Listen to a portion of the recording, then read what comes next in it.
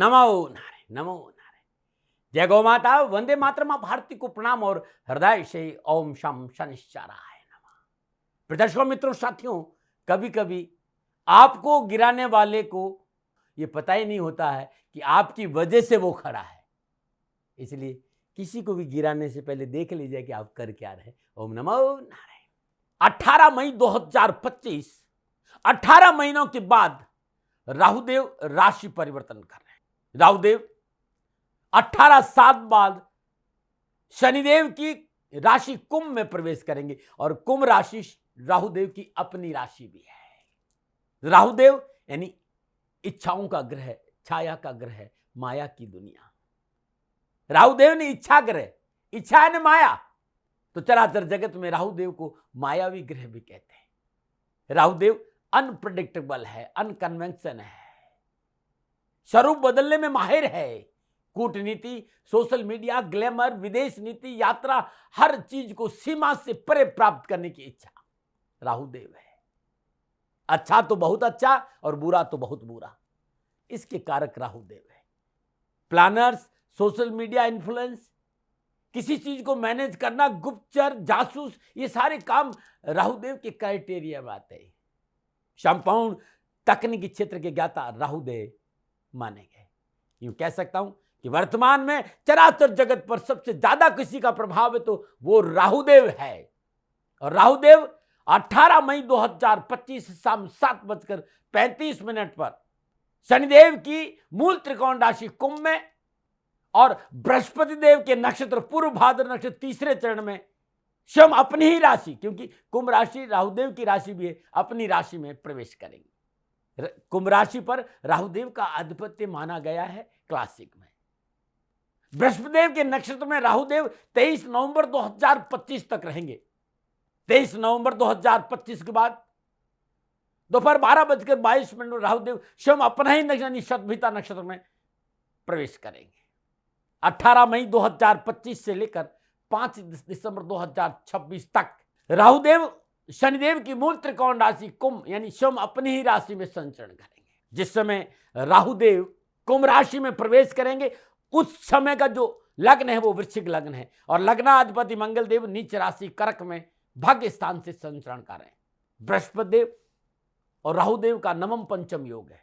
शुक्रदेव शनिदेव राहुदेव का द्विद्वादश योग है। बुधदेव और राहुदेव का त्रिकादश संबंध है और राहुदेव और सूर्यदेव का चतुर्दशम संबंध है और मंगलदेव और राहुदेव का षडाष्टक संबंध है। 20 जुलाई 2025 शाम 5:12 पर राहुदेव पूर्व भाद्रपद नक्षत्र के दूसरे चरण में आएंगे और 21 सितंबर 2025 दोपहर 2:51 पर राहुदेव पूर्व भाद्रपद नक्षत्र के प्रथम चरण में प्रवेश करेंगे। जैसा कि मैंने आपको पहले ही बताया कि 23 नवंबर 2025 तक राहुदेव बृहस्पति देव के नक्षत्र में संचरण करेंगे और 23 नवंबर 2025 से शाम के समय से दोपहर के समय जो भी मैंने टाइम आपको बताया है, राहुदेव स्वयं अपने ही नक्षत्र नहीं सतभिसा नक्षत्र चौथे चरण में संचरण करेंगे। तो ये जो फलादेश है ये 2025 तक का रहेगा। 2026 का फलादेश जब 2026 प्रारंभ होगा तब मैं आपको बताऊंगा। और पूर्व भाद्रपद नक्षत्र के स्वामी बृहस्पति देव 14 मई 2025 से मिथुन राशि में संचरण करेंगे। ध्यान रखिएगा, राहुदेव और बृहस्पति देव का नवम पंचम संबंध है, इस बात को ध्यान रखिएगा। और पूर्व भाद्रपद नक्षत्र के स्वामी बृहस्पति देव है और नैसर्गिक शुभ ग्रह है 9 ग्रह में। और वैदिक ज्योतिष के अनुसार राहुदेव जिस राशि में नक्षत्र में संचरण करते हैं उनका फल अवश्य देते हैं। इस समय राहुदेव शनिदेव की मूल त्रिकोण राशि में कुंभ में संचरण करेंगे और ये उनकी स्वयं की राशि भी है। और क्लासिक ये कहते हैं, विद्वान ये कहते हैं, ऋषियों का ये संदेश है कि कोई भी ग्रह किसी भी ग्रह की मूल त्रिकोण राशि की में जब संचरण करता है तो अति शुभ फल प्रदान करता है। मित्रों साथियों, आप राशिफल सुनना चाहते हैं और मैंने राशिफल लिखा है, लेकिन ये राहु है, अनप्रेडिक्टेबल ग्रह है, अनकन्वेंशन ग्रह है, मायावी ग्रह है और इसका प्रभाव हमारे जीवन पर बहुत रहता है। तो मैं 5 से 7 मिनट आपका लेना चाहता हूं जिससे कि आपको बात समझ में आए। यदि आप थोड़ा समझ लेंगे तो आपको राशिफल समझ में आएगा कि मैं राशिफल क्यों बोला हूं। और आपको लगता है कि नहीं दाती महाराज हम ये सब कुछ नहीं सुनना चाहते, तो आप सब विद्वान हैं, तकनीकी के बादशाह है, यूट्यूब पे फॉरवर्ड का बटन है, आप फॉरवर्ड करके राशिफल पे चले जाना। लेकिन यदि आप ध्यान से सुन लोगे तो जिस सिद्धांत के बल पर मैं आपको समझाने जा रहा हूं या राशि का फलादेश दूंगा तो आपको समझ में बहुत आ जाएगा। पुनः हृदय से दाती गुरु मंत्र के सभी मित्रों का मैं स्वागत करता हूं। इस राष्ट्र का नागरिक हूं, भारतीय सनातन संस्कृति से प्यार करता हूं और सनातन संस्कृति की अद्भुत धरोहर ज्योतिष है जो आपके सामने लेके आता हूं। मैं प्रजापिता ब्रह्मा नहीं हूं, हथेली में सरसों नहीं उगाता हूं और मैं दावे नहीं करता हूं। मैं अपना अनुभव शेयर करने आता हूं। मानो न मानो ये आपकी मृत्यु है। मैं दबाव कभी नहीं देता हूं। मेरे मित्रों साथियों, मैं सदा आपसे निवेदन करता हूं कि ये अलौकिक विद्या है, यत ब्रह्मांडे तत् पिंडे, और इसका तारतम्यता बिना साधना के संभव नहीं है। न ये दावा का विषय है, न विवाद का विषय और न तर्क का विषय है। और मैं आप लोगों के सामने दावे करने नहीं आया हूं। अपने हृदय के भाव, सनातन संस्कृति के प्रति मेरा प्रेम, मेरा अनुभव शेयर करने आया हूं। मानना नहीं मानना ये दोनों ही आप पर निर्भर है। दोबारा मैं आपसे कह रहा हूं, मैंने हमेशा आप लोगों से कहा है कि मैं प्रजापिता ब्रह्मा नहीं हूं और मैं सदा कहता हूं कि सेकंड ओपिनियन का अधिकार आपका था, आपका है, आपका रहेगा। हां, मैं ये जरूर कहना चाहता हूं कि ना भयभीत हो, ना भ्रमित हो, फॉल्स इल्यूजन्स नहीं होना चाहिए, क्योंकि भय मनुष्य के लिए संपूर्ण समस्याओं का कारण रहा है। भय और भ्रम से बाहर आई और जीवन के अनुभव के पास आई, जीवन खुशियों से भरा रहेगा। राहु को टटोलने की कोशिश करते हैं, राहु को जानने की कोशिश करते हैं, राहु को समझने की कोशिश। आखिर क्या है इनकी थ्योरी और क्यों है ये राशि परिवर्तन इतना महत्वपूर्ण? 4 ग्रहों के बारे में हम सबको जानना बहुत जरूरत है। शनिदेव, राहुदेव, बृहस्पति देव और केतु देव। कभी भी जब वर्षफल की बात करेंगे तो इन 4 ग्रहों को देखेंगे और जब मंथली राशिफल देखेंगे तो आपकी राशि अधिपति और सूर्य को देखेंगे और रोज का देखना तो चंद्रमा को देखेंगे। इस बात का ध्यान रखिएगा। अच्छा, मैं क्यों कह रहा हूं कि ये राशिफल इतना परिवर्तन है, ये परिवर्तन इतना महत्वपूर्ण? क्योंकि 18 साल के बाद राहुदेव शनिदेव की मूल त्रिकोण राशि कुंभ में यानी अपनी राशि में संचरण करेंगे और राहु और केतु मानव चेतना के आसपास ज्यादा रहते हैं। मनुष्य जीवन के सूक्ष्म बिंदुओं के बहुत ज्यादा निकट है राहु और केतु और इनका सीधा संबंध हमारी चेतना से है और ये दोनों छाया ग्रह अपना प्रभाव मानव पर बहुत अधिक डालती है। लेकिन एक खास बात जो अक्सर इग्नोर कर दी जाती और वो ये है कि दोनों ही आध्यात्म के केंद्र बिंदु भी है।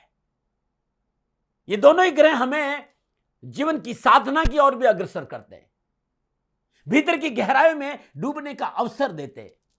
इसके लिए बहुत जरूरी है इनके बारे में अध्ययन, शोध की आवश्यकता। भारत के ऋषियों ने इन्हें छाया ग्रह कहा है क्योंकि आकाश में ये दोनों बिंदु के रूप में दृष्टिगोचर होते हैं। जहां सूर्य और चंद्रपथ एक दूसरे से मिलते हैं उस बिंदु विशेष को राहुदेव और केतुदेव कहा गया है। छाया का अपना एक प्रभाव है और मनुष्य की छाया हमेशा मनुष्य के साथ रहती है, बशर्ते जहां आप खड़े हो वहां रोशनी हो, क्योंकि यही वो रोशनी है जो छाया का निर्माण करती है। यदि गहराई से समझे तो यही वो रोशनी है जो हमें ज्ञान भी देती है, हमारे आसपास जो कुछ भी मौजूद रहकर आभास देती है वो हमारे साथ है। असल में उसकी भूमिका हमारे जीवन में एक मात्र छाया का समान है। लेकिन रोशनी तभी बनती है या छाया तभी बनती है जब रोशनी को अपने भीतर प्रवेश होने से रोकते, क्योंकि समतल कांच की सतह कभी छाया नहीं बनती साथियों, क्योंकि वो रोशनी को अपने भीतर प्रवेश होने देता है। ठीक इसी प्रकार ज्ञान की रोशनी जब हमारे भीतर में प्रवेश कर हमारे अंतर्मन को ओतप्रोत कर देगी तो हम संसारिक माया रूपी छाया में नहीं फंसते। और यही कारण है कि राहु मायावी तो है लेकिन फिर भी आध्यात्म रूप से मनुष्य की चेतना के आसपास रहते हैं। जरूरत है बस उस रोशनी को अपने भीतर प्रवेश करने की जो हमें छाया से मुक्त कर दे, और ये रोशनी का देने का काम करते हैं केतु देव। इसलिए इन्हें समझना बहुत जरूरी है, ये विद्वानों का मत है। क्योंकि हमारी उपनिषद, हमारी शास्त्र, ऋषियों ने बहुत कुछ कहा है कहानी और कथा के रूप में, क्योंकि जो कुछ भी मिला वो ईश्वर का प्रसाद है और मैंने जो कुछ भी आपके सामने रखा वो ईश्वर का प्रसाद और मेरा अनुभव है साथियों। क्योंकि ये दोनों छाया ग्रह जातक के आंतरिक स्वभाव के बारे में बहुत कुछ बताते हैं और इन्हें समझ लिया जाए तो मनुष्य अपने जीवन को गतिमान करने में सहज हो जाता है। इन छाया ग्रहों को थोड़ा सा गहराई से समझ ले, अपने जीवन के आने वाली कठिनाइयों का पूर्व अनुमान लगाकर हम अपनी समस्याओं का निजात पा सकते हैं। क्योंकि राहुदेव और केतुदेव त्वरित फल देते हैं, अचानक फल देते हैं। क्योंकि मैं राशिफल के आसपास आ रहा हूं, थोड़ा सा समय इसलिए ले रहा हूं कि आप समझ ले। राहु केतु को सुनना और समझना बहुत जरूरी है। समुद्र मंथन की कहानी आप सबको पता है। समुद्र मंथन में शरभानु जो राक्षस था, उसी का नाम राहु और केतु पड़ा है। ये कश्यप ऋषि के पुत्र है, हिरण्याक्ष की बहन सिंहिका की संतान है और सिंहिका का संबंध कश्यप ऋषि के वंशज से है। और कहते जब समुद्र मंथन हुआ, नारायण अमृत खाली देवताओं को बांट रहे थे।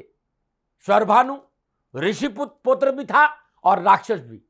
उसे वेश बदलने का बड़ा ज्ञान था, वो साधना भी करता था और अध्यात्म का जानकार भी था। उसको अनुभव हुआ कि नारायण अमृत केवल देवताओं को दे रहे। उन्होंने रूप बदला और सूर्य और चंद्र के बीच में आके बैठ गया। जब इसका ज्ञान सूर्यदेव और चंद्रमा को हुआ तो सूर्यदेव और चंद्रमा ने नारायण को संकेत दिया कि ये राक्षस है, शरभानु है और वेश बदलकर देवताओं को हमारे बीच में आके बैठ गया। नारायण ने उसी समय सुदर्शन चक्र निकाला और शरभानु की गर्दन काट ली। जब तक अमृत अंदर चला गया था कंठ तक और गर्दन कटी, तो जहां तक अमृत गया, क्योंकि अमृत तो स्पर्श कर दिया, तो वो अमर हो गया। ऊपर का हिस्सा गर्दन वाला हिस्सा राहु और नीचे वाला हिस्सा केतु। तो जहां अमृत आ गया वो तृप्त है और जहां अमृत नहीं पहुंचा वहां तड़प रह गई। और पिछले 50 सालों से मैंने ये शोध किया है कि राहु जिस भाव में बैठता है उस भाव से व्यक्ति को लापरवाह बना देता है और कॉन्फिडेंस बना देता है, क्योंकि उसके पास अमृत है। उसको परवाह नहीं किस बात की। उसका यह कहना होता है कि जो काम मैंने किया है उसका लाभ, उसका फल मुझे चाहिए। और केतु जिस घर में बैठता है उस भाव की उस व्यक्ति के भीतर में सदा तड़प रहेगी। यदि केतु लगन में है तो मान सम्मान की तड़प है, और केतु दूसरे भाव में तो वाणी की तड़प है, और केतु तीसरे भाव में तो साहस और पराक्रम की तड़प है, और चौथे भाव में आगे तो सुख की तड़प है, और पंचम भाव में विद्या और संतान की तड़प है। मतलब जहां केतु विराजमान होगा वहां तड़प रहेगी। यदि राहु लगन में विराजमान है, जातक की जन्म किसी भी राशि में राहु विराजमान है, व्यक्ति कोई फर्क नहीं पड़ता, लोग उसका मान सम्मान करते हैं क्योंकि वो बेपरवाह है अपने सम्मान से, क्योंकि उसका जीवन का एक हिस्सा तृप्त है, वो उसके प्रति उत्सुकता नहीं दिखाएगा।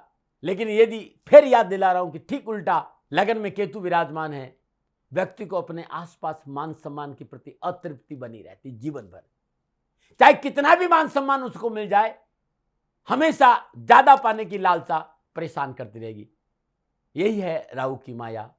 और माया तभी काम करती है जब केतु देव का स्थान राहु देव ले लेते हैं, यानी रोशनी के मार्ग में बाधा उत्पन्न कर देते हैं, उसके भीतर प्रवेश होने से रोकते हैं।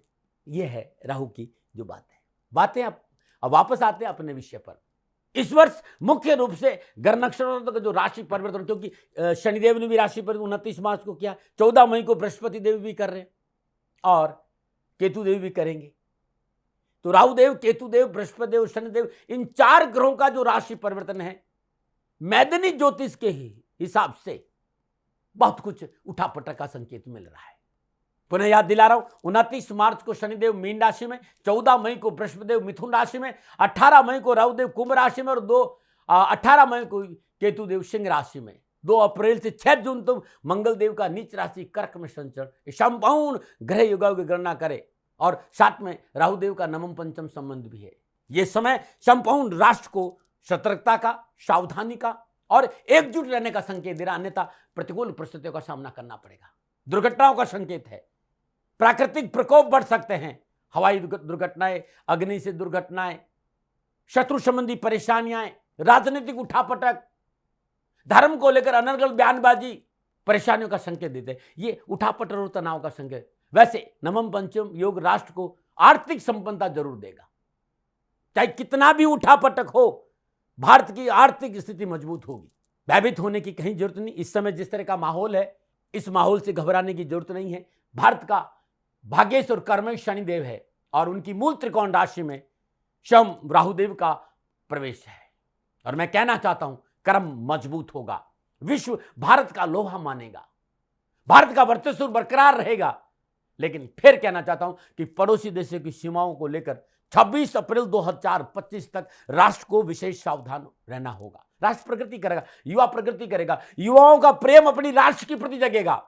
राष्ट्र के जो शासन है, जो जो जो जो जो सत्ता राज कर रही है, वो गरीब के लिए, किसान के लिए, युवाओं के लिए अपना भंडार खोल देगी और सीमाओं पे मजबूत हो। राष्ट्र समझौता नहीं करेगा, शासन समझौता नहीं करेगा, हमारी सेनाएं मजबूत होगी। क्योंकि शनिदेव 30 साल के बाद नैसर्गिक शुभ ग्रह बृहस्पति देव की राशि, धर्म की राशि मीन में प्रवेश करे। शनिदेव बीपीएल श्रेणी के लोगों का प्रतिनिधित्व करते, गरीब लोगों का, पिछड़े लोगों का, जो मेहनती और परिश्रमी लोग हैं उनका प्रतिनिधित्व करते हैं। तो मैं सच कहना चाहता हूं, सत्तापक्ष गरीब, निर्धन, पिछड़े वर्ग के लिए सब कुछ निछावर कर देगा, पूर्ण सहयोग करेगा, ऐसा ग्रह योगाओं का संकेत है। जी हां, सत्तापक्ष और विपक्ष में व्यर्थ का टकराव जरूर नजर आ रहा है। मैं फिर कहना चाहता हूं कि शासन बहुत मजबूत है। शासन राष्ट्र की संप्रभुता, समृद्धि के लिए सब कुछ निछावर करेगा, लेकिन विपक्ष भी शांत नहीं रहेगा। वो कहीं न कहीं टांग अड़ाई जरूर करेगा। मैं प्रजापिता प्रमाणी हूं, नहीं मेरी राजनीति में कोई ज्यादा पकड़ है और ना मैं राजनीति जानता हूं। मैं लेकिन इतना जरूर कहना चाहता हूं कि संवेदनशील विषयों पर असंवेदनशील टिप्पणी, बयानबाजी बखेड़ा जरूर खड़ा करेगी।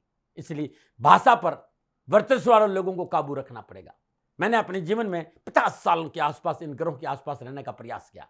साधारण सा व्यक्ति हूं, बहुत लगाव है सनातन संस्कृति, दावे आते नहीं है, हर गलती से सदा हाथ जोड़कर क्षमा मांगता हूं।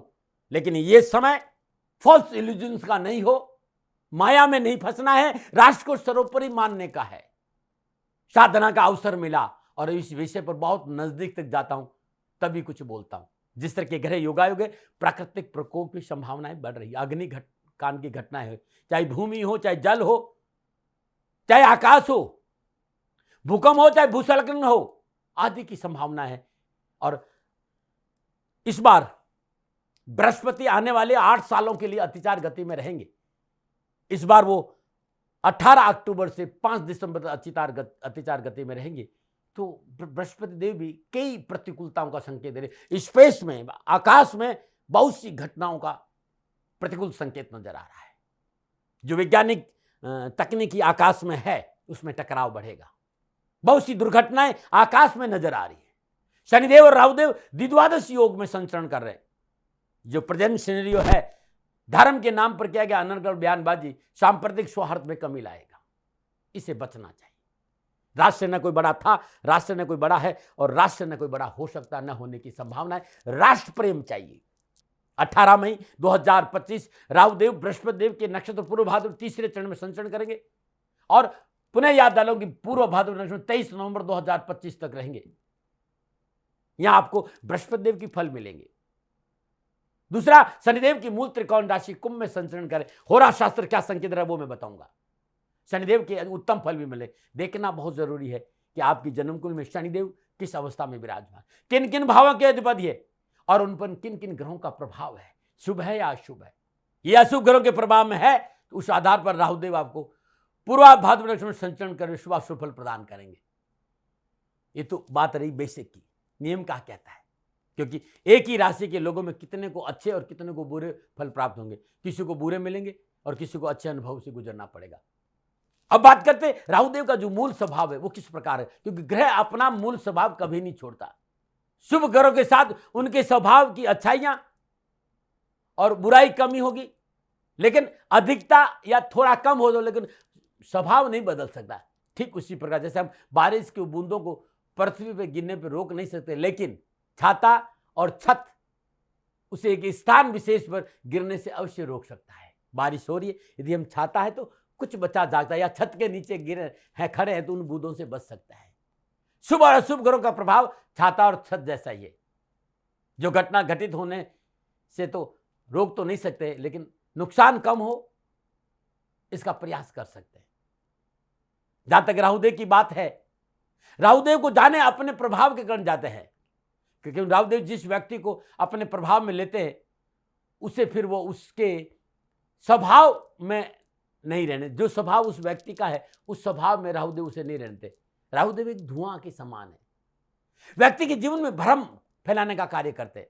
मित्रों, यहां जो मैं राहुदेव के बारे में बताने जा रहा हूं, यहां बात अच्छाई और बुराई की नहीं है, क्योंकि मनुष्य की आदत होती है कि वो जल्दी जल्दी कंक्लूजन निकाल लेता है कि फला चीज अच्छी है और फला चीज बुरी है, ये ग्रह फायदेमंद है और ये ग्रह नुकसानदायक है, बस ये जानकारी मिल जाए, बाकी जानकर क्या करना। लेकिन मित्रों, जब हम अपने जीवन में किसी चीज को गहराई से जानने की कोशिश करते हैं ना, तो यहां सिर्फ ग्रहों की या ज्योतिष की बात नहीं कर रहा हूं, एक सामान्य की बात भी कर रहा हूं। जब हम अपने जीवन में किसी चीज को गहराई से जानने की कोशिश करते हैं तो आप महसूस करेंगे कि आपके लिए उसे जीवन में स्वीकार करना बहुत आसान हो जाता है।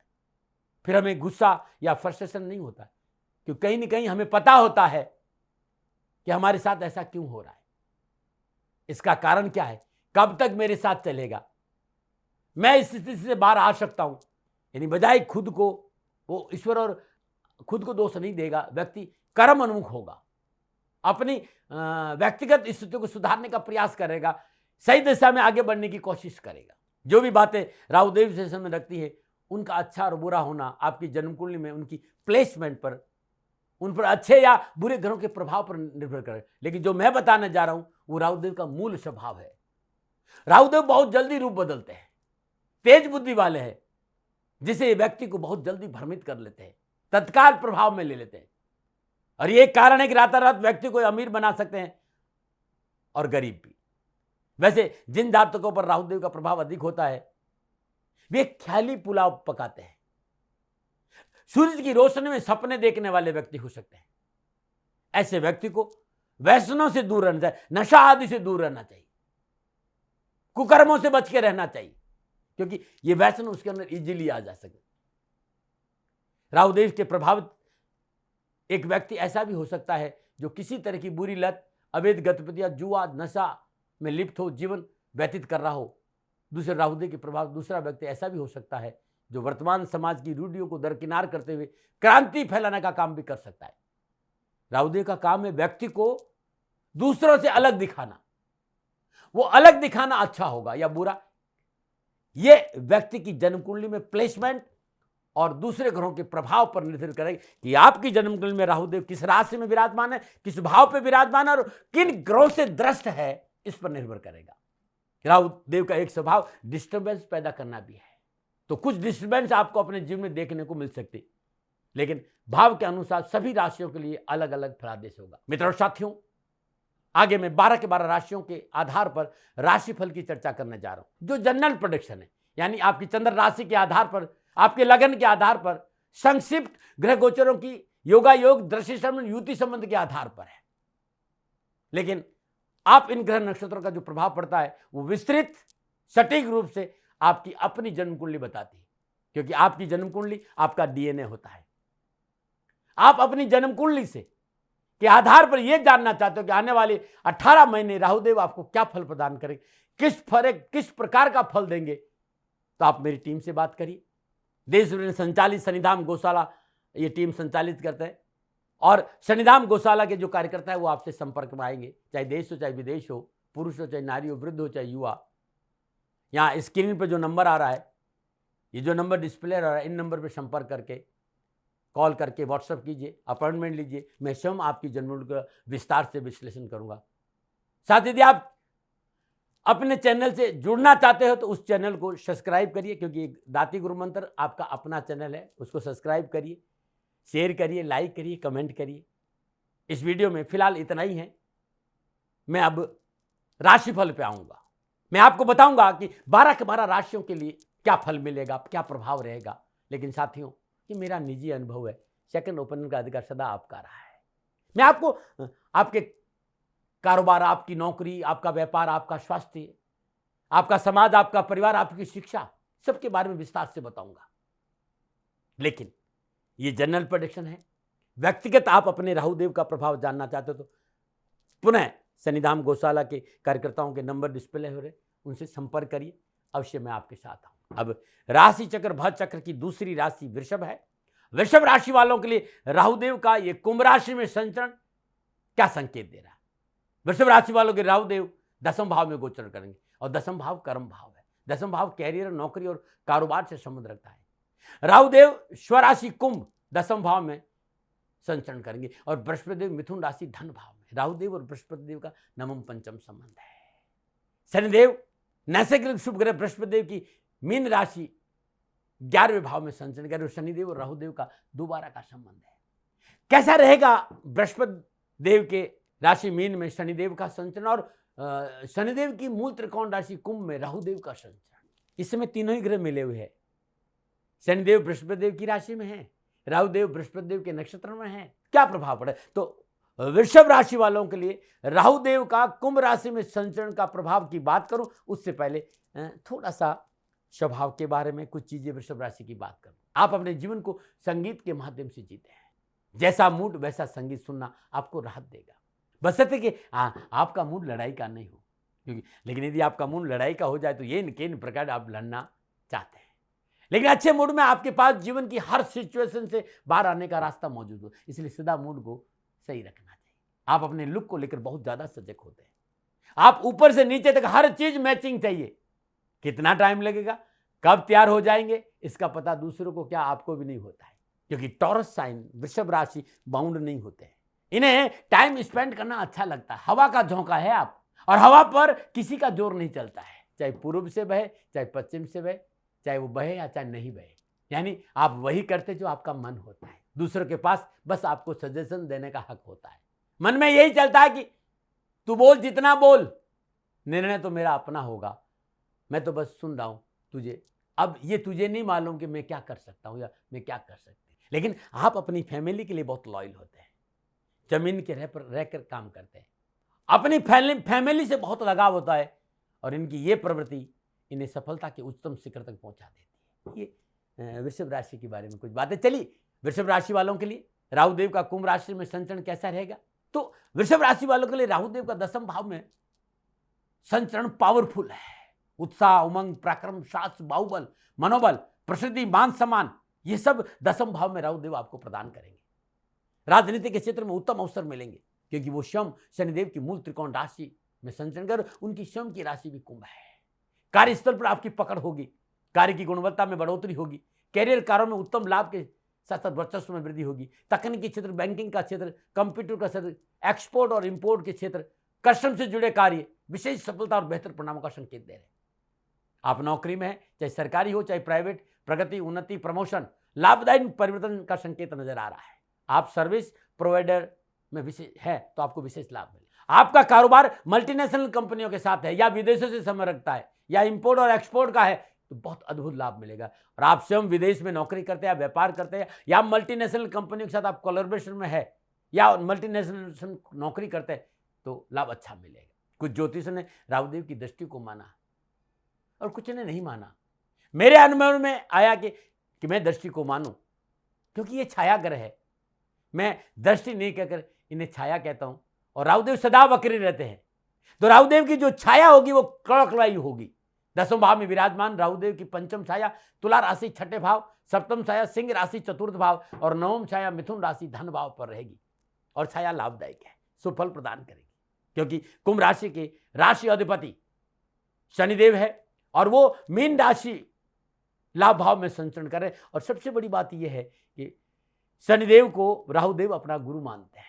आप न्यायालय से संबंध रखते हैं, आप जज हैं, वकील हैं, अच्छे अवसर मिलेंगे, नई जिम्मेवारी मिल सकती, प्रमोशन हो सकता है, सरकार में आपका वर्चस्व बढ़ेगा, पद प्रतिष्ठा प्रमोशन का अच्छा संकेत है। कर्म स्थान, डेली रूटीन, 6ठा भाव, सुख का भाव, धन का भाव, ये सब एक साथ एक्टिव हो रहे तो सफलता मिलेगी। रुका हुआ डूबा हुआ धन मिल सकता है। हाँ, कोर्ट कचहरी के मामलों में लापरवाही नहीं करें, शत्रु पक्ष पर पैनी नजर रखें। शत्रु पक्ष प्रतिकूल मानसिक हलचल पैदा कर सकता है, बिगाड़ कुछ नहीं सकता है, खाली मानसिक हलचल पैदा कर सकता है। लेकिन आर्थिक सुदृढ़ता के उत्तम अवसर मिलेंगे। एक बात कहूं, धन आएगा, लेकिन धन की सुचिता का ध्यान आप रहेगा, क्योंकि इस समय धन की कोई कमी आपके पास नहीं। ये किन प्रकार धन आएगा, अब धन कहां से आ रहा है इस पर ध्यान नहीं रखा तो कुछ परेशानियां हो सकती, क्योंकि गलत कामों से धन आने का संकेत मिल रहा है, तो इस पर थोड़ा सा सावधानी बरतें, लेकिन धन आएगा। माता के स्वास्थ्य को लेकर लापरवाही नहीं करें, क्योंकि बृहस्पति देव 8वें भाव के स्वामी हैं और दूसरे भाव में विराजमान है। ऐसी अवस्था में स्वास्थ्य पर आर्थिक खर्च का संकेत प्रबल है, लापरवाही ना करें।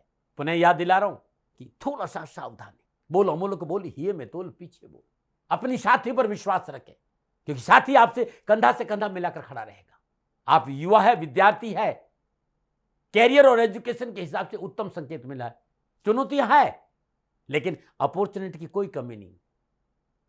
सफलता और आर्थिक सुदृढ़ता वृषभ राशि वालों का कोई नहीं रोक सकता। फिर भी जल्दबाजी में निर्णय नहीं ले। व्यर्थ के भय भ्रम भ्रांति को अपने ऊपर हावी नहीं होने दे। व्यवहार और वाणी से किसी को कष्ट नहीं पहुंचाए। शॉर्ट टेम्पर नहीं रहे। वे साथी जो आपके लिए जान दे सकते हैं उनके प्रति गद्दारी नहीं करें। आपका व्यवहार, आपकी वाणी यदि आपने अनुकूल रखा तो विश्वास करिएगा पूरा परिवार कंधा से कंधा मिलाकर आपके साथ खड़ा रहेगा और आपको सफलता मिलेगी। ये मोटा मोटा है, मोटा मोटा। जब राहुदेव 18 मई से लेकर पूरे साल भर बाकी ग्रहों के साथ योगा योग, दृश्य संबंध, युति संबंध बनाएंगे, तब क्या फल प्राप्त होगा, क्या ख्याल रखें, क्या सावधान रखें, चलिए इसको थोड़ा सा और जान लेते, क्या उपाय करें, इसको विस्तार से एक बार पुनः बताने की कोशिश करो। वृषभ राशि वालों के लिए स्वराशि कुंभ में राहुदेव का संचरण है। ये जो समय है ना, अनावश्यक कारोबारी परेशानी से मुक्ति मिलेगी। कारोबार में मनोनुकूल सफलता मिलेगी। रोजगार के एक से अधिक साधन उपलब्ध होंगे और देश विदेश नए कारोबारी संबंध स्थापित होंगे और आर्थिक धन कोष में वृद्धि होगी। बड़ों की मदद से चल अचल संपत्ति प्राप्ति का योग है। कोर्ट कचहरी के मसले हल होंगे। कानूनी मामले में आप विजय होंगे। यदि आप नौकरी में तो आपका वर्चस्व बढ़ेगा। अधिकारी और वर्ष सहयोगियों से आपको पूर्ण सहयोग प्राप्त होगा। स्वराशि कुंभ और शनिदेव की मूल त्रिकोण राशि कुंभ में राहुदेव का राशि परिवर्तन राजनीतिक शौर्य और सफलता का पूर्ण संकेत दे रहा है। नौकरी में मनोनुकूल स्थान परिवर्तन, प्रमोशन की प्रबल संभावना, परंतु पारिवारिक और वैवाहिक जीवन को लेकर थोड़ी सी आपको सावधानी। अत्यधिक आत्मविश्वास, स्वार्थ की नीति, अग्रेशन, व्यर्थ का भय, व्यर्थ का भ्रम, फॉल्स इल्यूजन, ये आपके लिए परेशानी का कारण बन सकता है। पारिवारिक मसलों को लेकर थोड़ा सा सहनशील बनना होगा। अपने क्रोध पर काबू रखना और वाणी पर संयम रखना, और यदि आपने ऐसा कर दिया तो जीवन खुशियों से भर। और विशेष सावधानी क्या है, आप आवास परिवर्तन नहीं करें। आवास परिवर्तन आपको नुकसान देगा। अपनों से बड़ों से विरोध नहीं करें। विवादित जमीन जायदाद में निवेश नहीं करें और शत्रुओं के प्रति सावधान रहें। उपाय क्या करें? सर्वमंगल मांगल्ये शिवे सर्वार्थ साधके शरण्ये त्र्यंबके गौरी नारायणी नमस्ते। ये अद्भुत मंत्र है। ओम ऐं ह्रीम नमः, ओम ऐं ह्रीम नमः। इस बीज मंत्र का जाप करना अति उत्तम रहेगा। हर रोज प्रातःकाल नित्य कर्म स्नानों उपरांत उगते हुए सूर्य को जल अर्पित करें। तत्पश्चात शुद्ध कुंजिका स्त्रोत का 7 पाठ जाप करें। अद्भुत रहेगा। नौकरी में, व्यवसाय में, कारोबार में, परिवार में अनावश्यक उठापटक है। 400 ग्राम धनिया, साबुत धनिया बहते पानी में प्रवाह करना उत्तम रहेगा। और एक चांदी का बिना जोड़ का छल्ला आप कनिष्ठ आंगुल में धारण करेंगे तो आपके लिए बड़ा अद्भुत रहेगा। 8 मुखी रुद्राक्ष 8 दाने गले में धारण करने से राहुदेव की कृपा बरसेगी।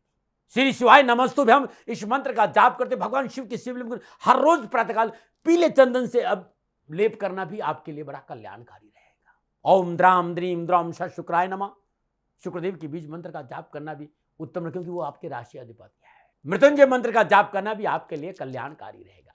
मित्रों, साथियों, ये था गोचरीय ग्रह संचरण के आधार पर वृषभ राशि वालों के लिए राहुदेव की कुंभ राशि में संचरण का प्रभाव। ये वृषभ राशि के भाई बहनों के लिए जनरल प्रेडिक्शन था, उनके लग्न और उनके राशि के हिसाब से। लेकिन आप पर ग्रह नक्षत्रों का जो प्रभाव पड़ता है वो विस्तृत और सटीक रूप से आपकी अपनी जन्म कुंडली बताती, क्योंकि आपकी जन्म कुंडली आपका डीएनए है। आप अपनी जन्म कुंडली के आधार पर यह जानना चाहते हैं कि आने वाले 18 महीने आपके लिए कैसे रहेंगे, राहुदेव क्या, किस प्रकार और कैसा फल प्रदान करेंगे। आप मेरी टीम से बात कीजिए, क्योंकि शनिधाम गौशाला के लिए मैं कार्य करता हूं। मेरी गायों को चारा मिल जाए, मैं ये सेवा कर रहा हूँ। राष्ट्रवासियों, मैंने कभी राष्ट्र से धन नहीं मांगा, लेकिन पिछले कई सालों से जैसी परिस्थितियां हैं वर्तमान वो इतनी अच्छी नहीं है और शनिधाम गौशाला की गायें भूखी नहीं रहे। मैं आपकी सेवा में हूँ। ये टीम आपसे बताएगी कि कैसे मेरे से संपर्क किया जा सकता है। चाहे आप देश में रहते हो, चाहे विदेश में रहते हो, चाहे पुरुष हो, चाहे वृद्ध हो, चाहे युवा हो, नारी हो, कोई भी। जो स्क्रीन पर जो नंबर डिस्प्ले हो रहे हैं, इन नंबरों पर कॉल करके व्हाट्सअप कीजिए, अपॉइंटमेंट लीजिए। मैं स्वयं आपकी जन्म कुंडली का विस्तार से विश्लेषण करूंगा। साथ ही यदि आप मेरे चैनल से जुड़ना चाहते हैं तो चैनल को सब्सक्राइब करिए, शेयर करिए, लाइक करिए, कमेंट करिए। इस वीडियो में फिलहाल इतना ही। आप स्वस्थ रहे, प्रसन्न रहे, समृद्धिशील रहे, महादेव की श्री चरणों में मेरी प्रार्थना। शनि भगवान आपकी रक्षा करे और आपका जीवन सदा खुशियों से भरा रहे, प्रभु के चरणों में मेरी प्रार्थना।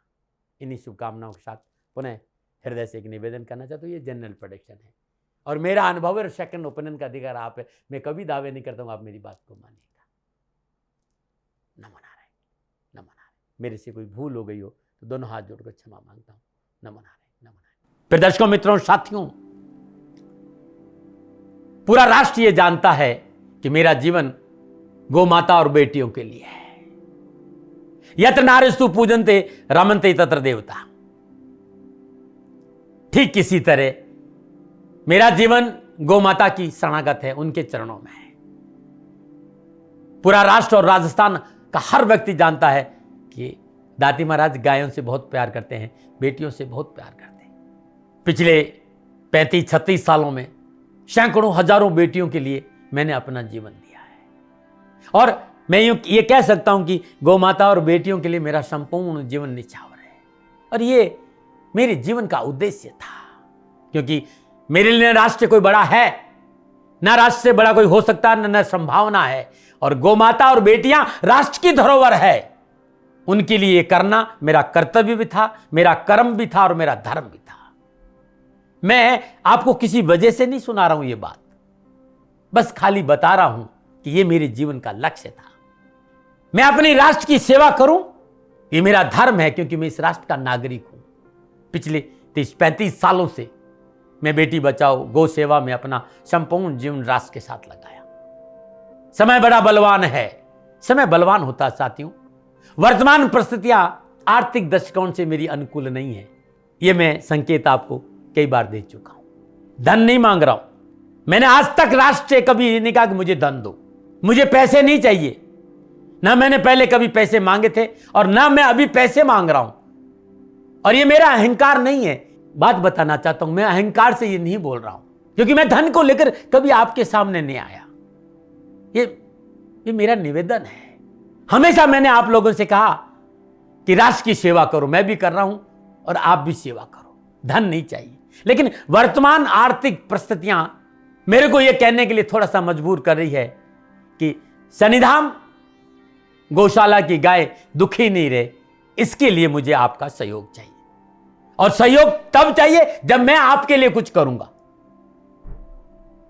मैं आपके साथ खड़ा रहूंगा आपकी समस्याओं के समाधान के लिए, चाहे वो पूजा पाठ हो, चाहे ज्योतिष हो, चाहे ध्यान हो, चाहे योग हो, किसी भी रूप में आपको मेरे से सहयोग चाहिए। आप सभी अपनी अपनी जन्म कुंडली देखना चाहते हैं, आप चाहते हैं कि मैं आपकी जन्म कुंडली देखकर आपको कुछ समाधान दूं, और आप सबको कुछ न कुछ जानकारी चाहिए। मैं आपके साथ खड़ा हूं, पूरे साल खड़ा रहूंगा, और जब तक जीऊंगा तब तक राष्ट्र के साथ खड़ा रहूंगा। नीचे नंबर आ रहा है, इन नंबरों पर संपर्क करिए और मेरे से बात करिए, लेकिन इसकी एवज में गायों के लिए चारे की व्यवस्था करिए। इसलिए मैंने कहा था कि भाई समय है, दिन है, थोड़ा सा आर्थिक परिस्थितियों को लेकर मैं थोड़ा सा कमजोर हूं, और मेरी गौ माता शनिधाम गौशाला चारे को लेकर परेशान नहीं हो, ऐसा मैं हृदय लेकर आपके सामने आया हूं। लोगों ने कहा कि राष्ट्र आपसे प्यार करता है दाती महाराज, एक बार राष्ट्र से निवेदन करिए। मैं फिर कहना चाहता हूं, मैं धन नहीं मांग रहा हूं, और ये मेरा अहंकार नहीं, मेरी विनम्र प्रार्थना। साथियों, मेरा राष्ट्र सर्वोपरि है। मैं ये नहीं कह रहा हूं, मैं ये कह रहा हूं कि मैं परिश्रम करूंगा आपके लिए, और आप उस परिश्रम के एवज में गायों के लिए चारे की व्यवस्था कीजिए। शनि भगवान सदा आपकी रक्षा करेंगे, आपका जीवन सदा खुशियों से भरा रहेगा, ऐसा मेरा निवेदन है।